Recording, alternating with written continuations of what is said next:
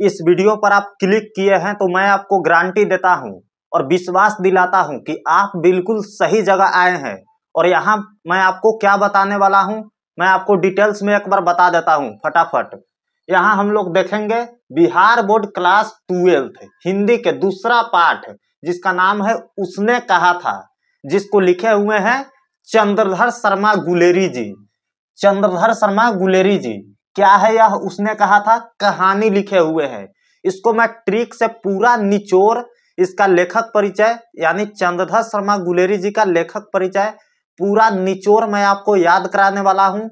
Trick के साथ एक एक चीज मैं आपको तोड़ तोड़ कर समझाऊंगा। तो बस वीडियो में आप लास्ट तक बने रहिए, क्योंकि मेरा मानना है कि ट्रिक से जितना बच्चा का जल्दी याद होता है और लंबे समय तक याद रहता है, वैसे रट के और याद करके नहीं याद रहता है। कितना आप रटिएगा और कितना आप याद करिएगा, संभव ही नहीं है। तो आइए मैं आपको एक एक चीज याद कराता हूं और तोड़ तोड़ कर समझाता हूं, जो आपको एग्जाम तक यानी लंबे पीरियड तक आपको याद रहेगा। तो आइए शुरू करते हैं। दूसरा पाठ है यानी बिहार बोर्ड क्लास 12 हिंदी के दूसरा पाठ का नाम है उसने कहा था। उसने कहा था, जिसको लिखे हुए हैं चंद्रधर शर्मा गुलेरी, यानी लेखक का नाम है चंद्रधर शर्मा गुलेरी जी। अब उसने कहा था भैया क्या है, तो कहानी है। इसको ट्रिक से हम लोग कैसे याद रखेंगे, तो आइए देखते हैं। एक मजेदार ट्रिक मैं आपको बताता हूं। उसने कहा था, अब यहां पर प्रश्न आ रहा है कि किसने कहा था भाई, उसने कहा था। यहां पर एक प्रश्न उठ रहा है कि कोई ना कोई कुछ ना कुछ कहा होगा। तो एक आदमी है जो कहा था, उसका नाम है शर्मा जी। शर्मा जी, शर्मा जी बहुत फेमस आदमी है। उसी ने कहा था, तो उसने कहा था कौन, तो शर्मा जी ने कहा था। और क्या कहा था, तो एक कहानी कहा था। यानी उसने कहा था बोलने पर दो प्रश्न उठ रहा है। एक तो हो जा रहा है किसने कहा था और क्या कहा था, तो शर्मा जी ने कहा था और एक कहानी कहा था। देखिए कितना मजेदार ट्रिक है, आपको याद हो ही गया होगा। आइए आगे बढ़ते, एक बार मैं आपको फिर से रिकॉल करा देता हूं। उसने कहा था भाई, किसने कहा था, तो शर्मा जी ने कहा था। किसने कहा था, शर्मा जी ने कहा था। और क्या कहा था, तो कहानी कहा था। उम्मीद है आपको ट्रिक से याद हो गया होगा कि उसने कहा था के लेखक है चंद्रधर शर्मा गुलेरी जी। और क्या है उसने कहा था, यानी किस विधा की रचना है, तो कहानी है। क्या है, कहानी है। एग्जाम में आपको कैसे पूछा जाता है, यानी 3 ऑब्जेक्टिव क्वेश्चन, वस्तुनिष्ठ प्रश्न आपका यहीं पे सोल्व हो गया। आइए मैं आपको दिखाता हूं कैसे पूछा जाता है। पूछेगा आपके एग्जाम में उसने कहा था कि लेखक कौन है, तो आपको बताना होगा चंद्रधर शर्मा गुलेरी जी है। क्या है, चंद्रधर शर्मा गुलेरी जी है। आपको ऐसे भी पूछेगा कि उसने कहा था क्या है, किस विधा की रचना है, तो आपको टिक करना होगा कहानी। ऑप्शन में रहेगा पत्र है, निबंध है, कहानी है, क्या है, तो आपको कहानी टिक करना पड़ेगा, तब आपका 1 नंबर बनेगा वहां। आइए अब फटाफट इनका पूरा जीवन परिचय देख लेते हैं। कब इनका जन्म हुआ था, कब इनका निधन हुआ था, कहाँ इन्होंने जन्म लिया था, इनका मूल निवास क्या है, कितने कहानियां इन्होंने लिखा है, सारा हिस्ट्री के आज पलट देंगे हम लोग इसी वीडियो में। और एक एक करके तोड़ तोड़ कर आपको समझाएंगे। और हाँ, इस वीडियो को देखने के बाद यानी इतना आप समझ लेते हैं, तो चंद्रधर शर्मा गुलेरी जी का जीवन परिचय या लेखक परिचय जो भी आप बोलिए, उसमें से कहीं से भी प्रश्न आए एग्जाम में आपका सोल्व हो जाएगा। यानी इसके बाद कहीं से प्रश्न बनता ही नहीं है। आपको विश्वास अगर नहीं हो रहा है तो आप एक बार बुक पलट लीजिए। मैंने एकदम बोलता है ना, एकदम चुन चुन कर सारे क्वेश्चन को निकाल लिया हूं। और क्वेश्चन बैंक में भी इतना ही में से क्वेश्चन बने हुए हैं। तो आइए मैं आपको एक एक करके दिखाता हूं और बहुत जल्दी याद करने का कोशिश करता हूं।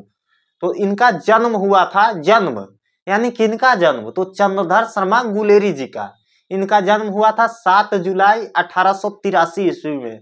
कब हुआ था जन्म, तो 7 जुलाई 1883 ईस्वी में इनका जन्म हुआ था। और बस जन्म हुए हैं, तो भाई कोई भी जन्म लेता है इस धरती पर तो कभी न कभी उनका मृत्यु होना तय है। यह जीवन के एक असलियत घटना है। कोई जन्म लिया है तो कभी न कभी मरेगा भी। तो इनका मृत्यु हो चुका है। तो कब हो चुका है भाई? तो 12 सितंबर 1922 ईस्वी में इनका निधन हो गया। कब हुआ? 12 सितंबर 1922 ईस्वी में इनका निधन हो गया। जन्म इनका कब हुआ है? तो 7 जुलाई 1883 ईस्वी में इनका जन्म हुआ है और 12 सितंबर 1922 ईस्वी में इनका निधन हो गया है। आइए, जन्म स्थान अब हम लोग किसको बोलते हैं? जहां पर किसी का जन्म होता है उसको जन्म स्थान बोलते हैं। हो सकता है आप अभी रह रहे होइएगा कहीं और आपका जन्म कहीं और हुआ होगा। ऐसे होता है ना। ठीक वैसे ही इनके साथ भी हुआ। आगे हम लोग देखेंगे तो पता चलेगा। जन्म लिया है कहीं और चंद्रधर शर्मा जी ने और रहते कहीं और है, यानी इनका मूल निवास कहीं और है। तो देखते हैं, जन्म स्थान की बात करें तो जयपुर राजस्थान स्टेट में हुआ था, यानी इनके राज्य का नाम था राजस्थान, जहां इन्होंने जन्म लिया था। तो जन्म स्थान कहाँ है?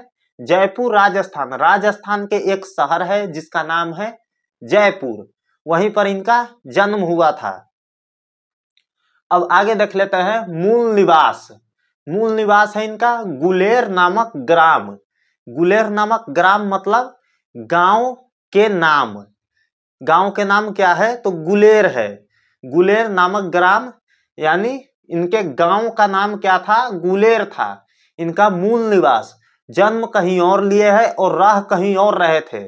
मूल निवास मतलब जहां आप खेले हैं, कूदे हैं, बड़े हुए हैं, लंबा समय बिताए हैं, जहां आप सरकारी स्कूल में पहला से लेकर 5वां तक पढ़ाई किए हैं, उसको बोलते हैं मूल निवास।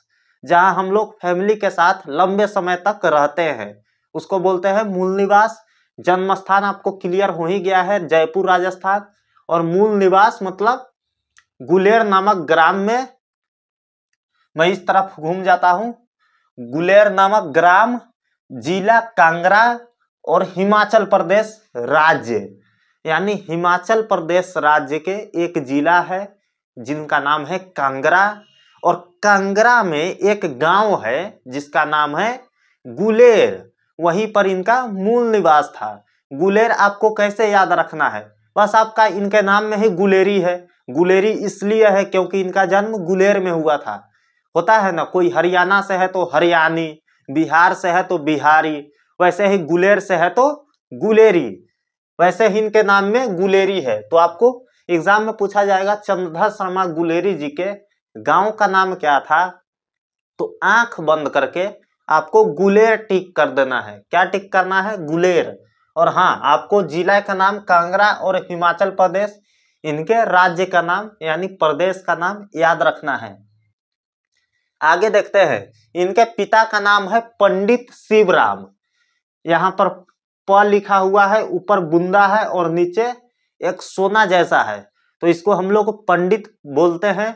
जैसे डॉक्टर के हम लोग शॉर्टकट में डीआर लिखते हैं ना, यहाँ पर डीआर लिख के एक डॉट देते हैं ना, वैसा ही पंडित भी यहाँ लिखा हुआ है, इसको पंडित बोलेंगे, पंडित शिवराम। यह मैं आपको इसलिए क्लियर कह रहा हूँ क्योंकि हो सकता है एग्जाम में पूरा वर्ड में पंडित लिखा हो तो बच्चा कंफ्यूज हो जाता है, इसलिए आप याद रख लीजिए पिता का नाम है पंडित शिवराम।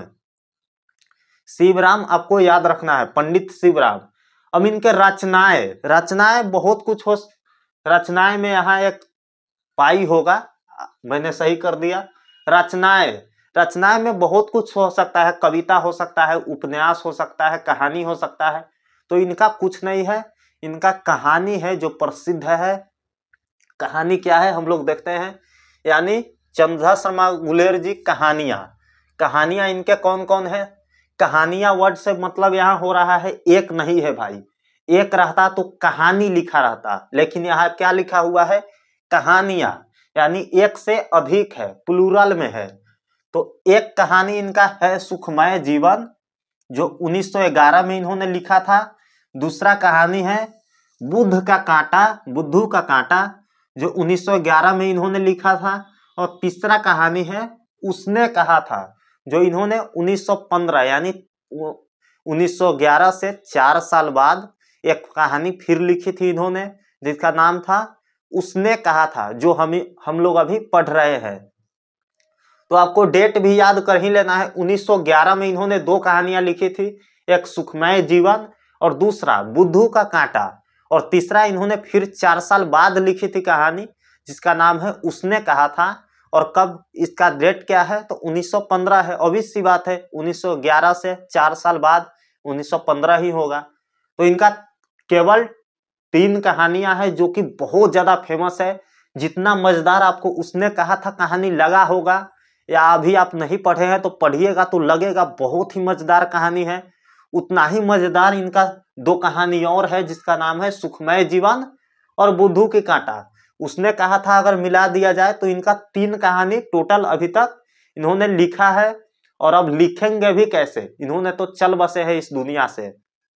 कब चल बसे हैं, तो 12 सितंबर 1983 ईस्वी को। आगे देखते हैं इनका क्या क्या और है। तो चंदा शर्मा गुलेरी 20वीं सदी के, आपको एग्जाम में पूछा जाएगा चंदा शर्मा गुलेरी किस सदी के या सदी के, सती या सदी आप बोल सकते हैं, दोनों एक ही चीज है।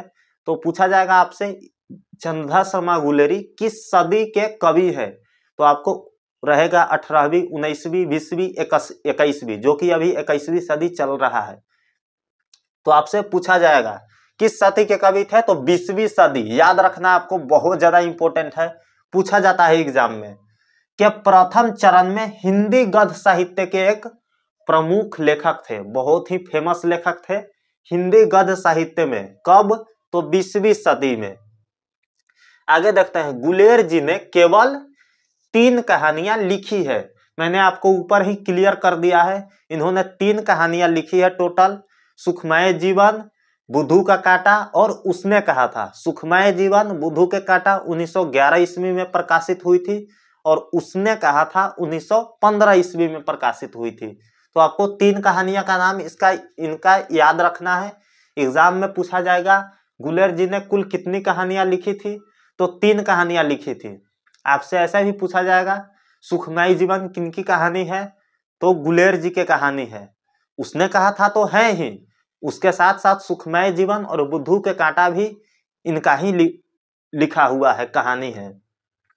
तो आपको याद रखना है। आगे देख लेते हैं हम लोग, यह हिंदी कहानी के विकास में मील का पत्थर मानी जाती है। यह मतलब क्या, उसने कहा था कहानी हिंदी साहित्य के विकास में क्या मानी जाती है, तो मील का पत्थर मानी जाती है। यह बहुत ही इंपॉर्टेंट है, वस्तुनिष्ठ प्रश्न इससे हर साल पूछे जाते हैं, शायद ही किसी साल मिस हुए होंगे, तो यह आपको याद रखना है।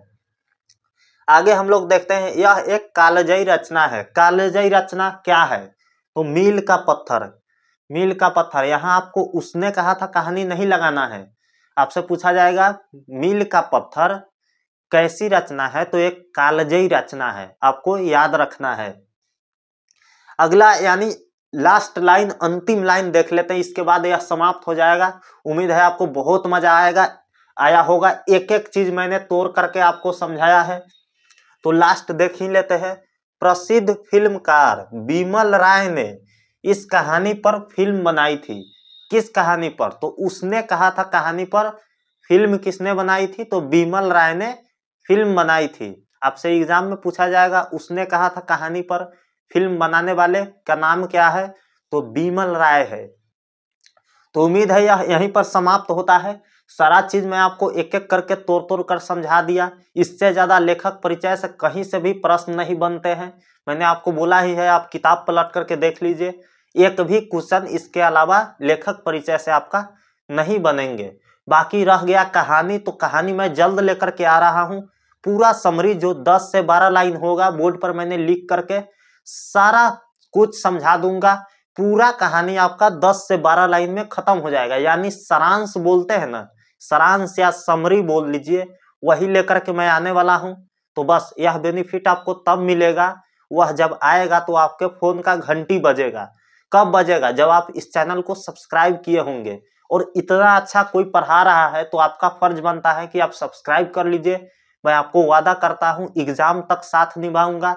इसी के साथ मैं आपका दीपक भैया विदा लेता हूं इस वीडियो से और फिर मिलता हूं ऐसे ही किसी तगड़े वीडियो के साथ।